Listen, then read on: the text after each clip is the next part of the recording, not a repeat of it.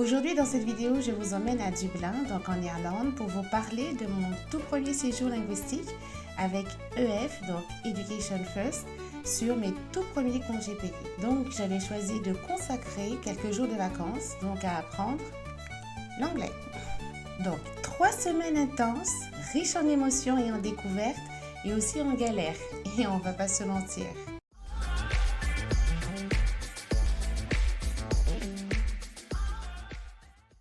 Welcome guys to my YouTube channel. Donc je suis très contente de vous retrouver. Comme évoqué aujourd'hui, je vous emmène à Dublin en Irlande, qui est une ville à taille humaine mais avec une très belle énergie, où j'ai passé 3 semaines en séjour linguistique, donc avec EF, en immersion. Je vais aborder pourquoi j'ai choisi cette destination pour commencer mon immersion. Je parlerai de l'école, du vécu humain et enfin de mon retour en France. Alors, si tu ne connais pas ces séjours, je t'invite à visionner donc la dernière vidéo où j'en parle donc beaucoup plus en profondeur et je te mets le lien juste au-dessus pour la visionner si tu souhaites, bien entendu, et aussi dans la description. À l'époque, j'étais une très jeune salariée et comme beaucoup, j'attendais mes congés avec impatience, mais au lieu de retourner sur mon île en Guadeloupe, j'ai pris la décision de m'offrir un cadeau un peu spécial, donc une très ancienne idée de cadeau. Donc 3 semaines de cours intensifs d'anglais à Dublin, un vrai plongeon dans l'inconnu. J'avais choisi la destination de Dublin car elle était très proche de la France, tout simplement. Pour commencer, c'était très bien. Sauf que j'ai failli ne jamais décoller. Le jour du départ, je me suis présentée à l'aéroport avec un passeport périmé, en pensant qu'il pourrait faire office de carte d'identité. Résultat, j'ai loupé mon vol. Donc, obligée de courir à la préfecture pour obtenir un nouveau passeport. Puis j'ai repris un billet direction Dublin. J'étais finalement arrivée le mardi matin à l'école au lieu du lundi matin. Il faut savoir que les arrivées sont le dimanche sur le lieu d'hébergement pour se présenter le lundi matin pour la réunion d'accueil.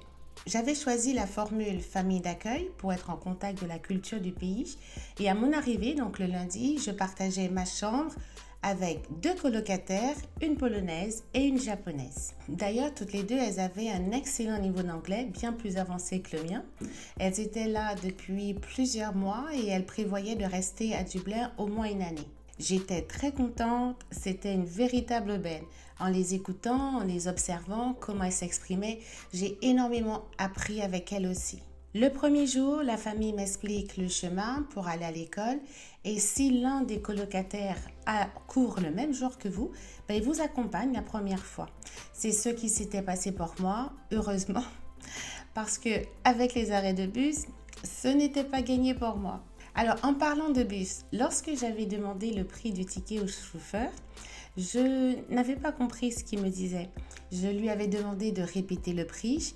Au total, pour être clair, je me rappelle qu'il avait répété au moins 3 fois, mais gentiment et toujours poliment.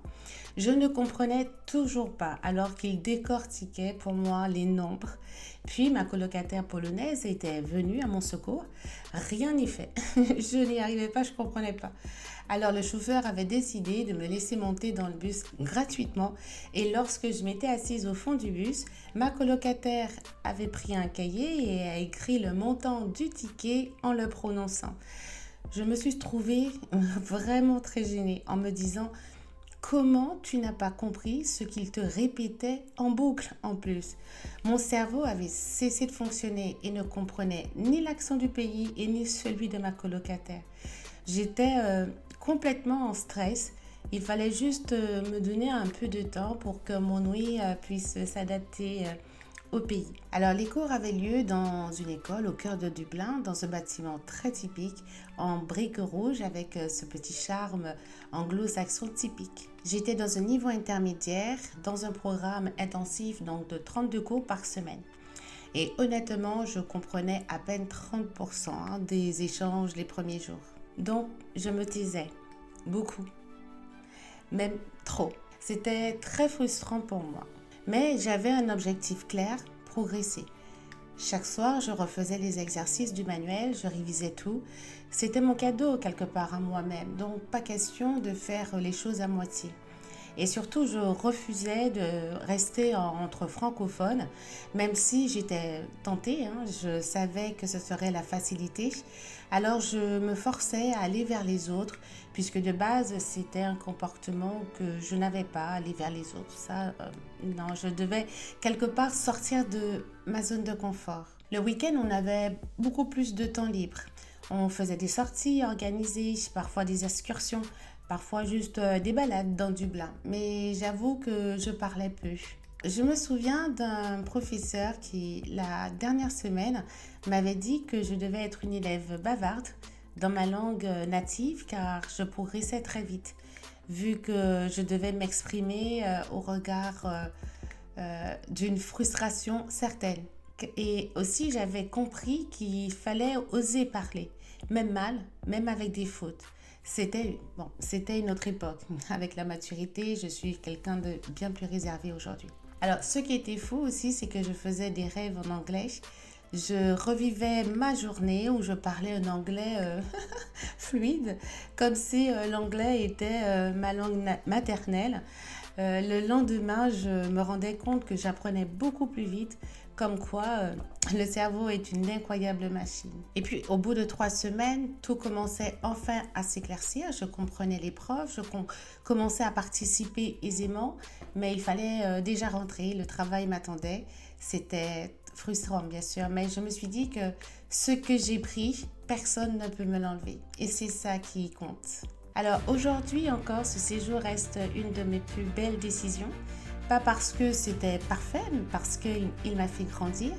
Et si vous hésitez à faire ce genre de voyage, même pour quelques semaines, allez-y. N'attendez pas de parler parfaitement avant de partir, c'est en osant qu'on progresse. Merci d'avoir regardé cette vidéo et si vous avez vous aussi des anecdotes de séjour linguistique, partagez-les en commentaire. Bien entendu, je continuerai à aller bien plus en profondeur dans une de mes prochaines vidéos. See you soon guys for the next video pour un nouveau sujet.